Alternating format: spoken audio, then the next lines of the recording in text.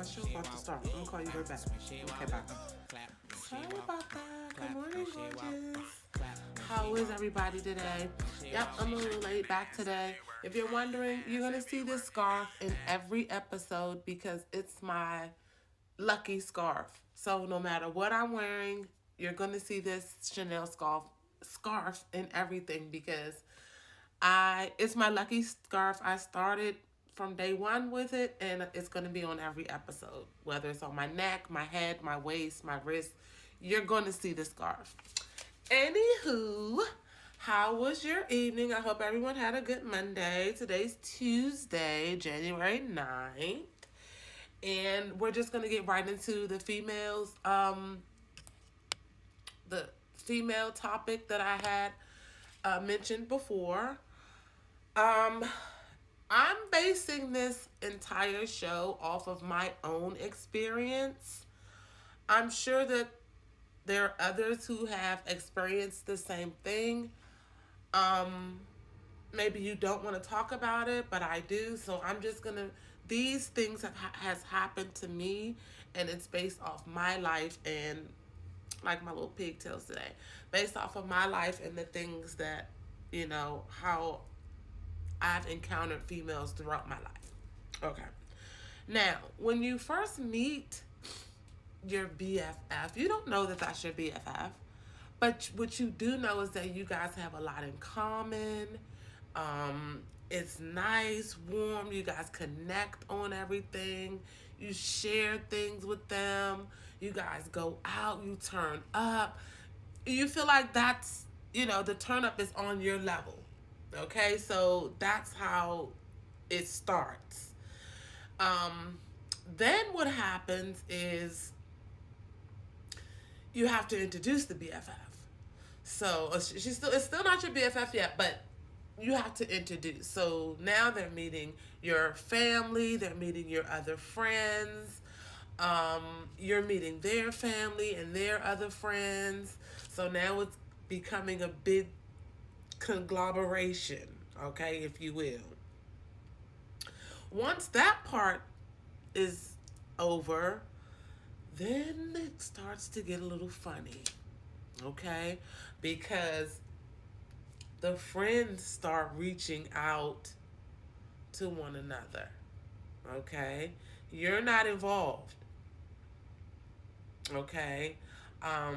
They start comparing notes. Oh, well, where is she? She told me that she was doing ABC. Oh, well, she told me she was doing EFG. Ooh, she lied. Okay? When you're not obligated to, I mean, it's not like it's your man. We're going to stick with positivity, but a lot of females can't. So then once that part seeps in, the betrayal comes.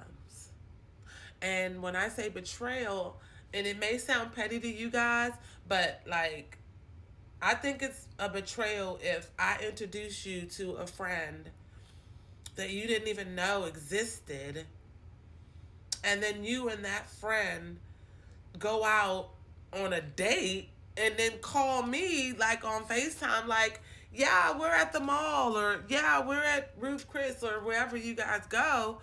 And I'm just like, wow, you guys got close fast. I never hated on that part. I never did, because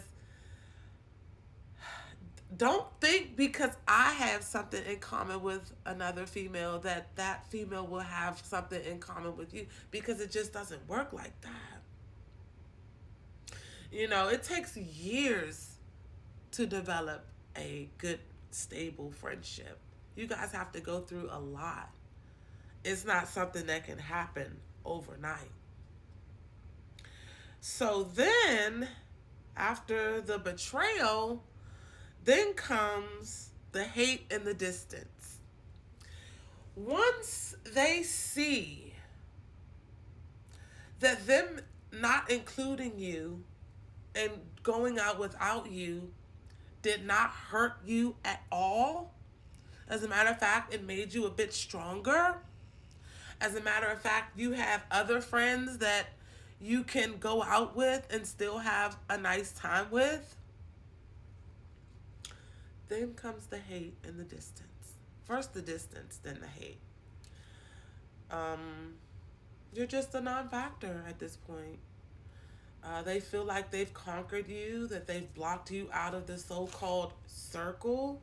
So I think that they're expecting you to just like crumble up like a piece of aluminum foil, chook, and be gone.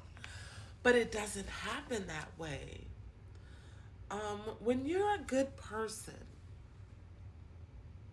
with a good, pure heart, and people try to remove you or seclude you, hold on. Yes, they try to remove you or seclude you for whatever reason. The worst thing you could do is just stay, that stay low and let it bother you and let it fester and let it build into something. At that time, what you should do is definitely get yourself a hobby, something that you like doing, something that you're good at, and start perfecting that. Where is it written that we have to have a lot of friends? That's not in the Bible. I've never seen anyone die or become tragically ill because they don't have a lot of friends or because they weren't included in something.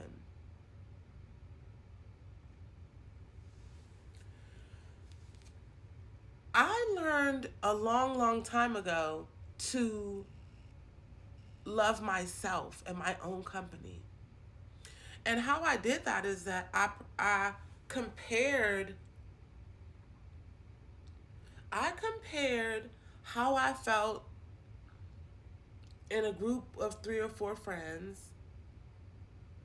a group of 2 friends, and then just me being by myself at home, watching a movie or cooking or honing in on one of my arts. And I realized that being alone, it outweighed both because of the simple fact when I'm alone, I don't have to deal with anyone's attitude or mood swing or, just low energy. I'm a high energy person. My energy is high when I'm by myself. My energy is high if I'm around you. My energy is high if I'm around in a group of people. I am a high energy person. So I don't feel any type of way if I'm not included into some mass group or circle or square of friends because then I don't have to worry about anything negative. I'm a positive person. And if when I'm surrounding myself with all these people, all I'm doing is bringing in their energy. And most of the time, I hate to say it, the energy is negative and very low.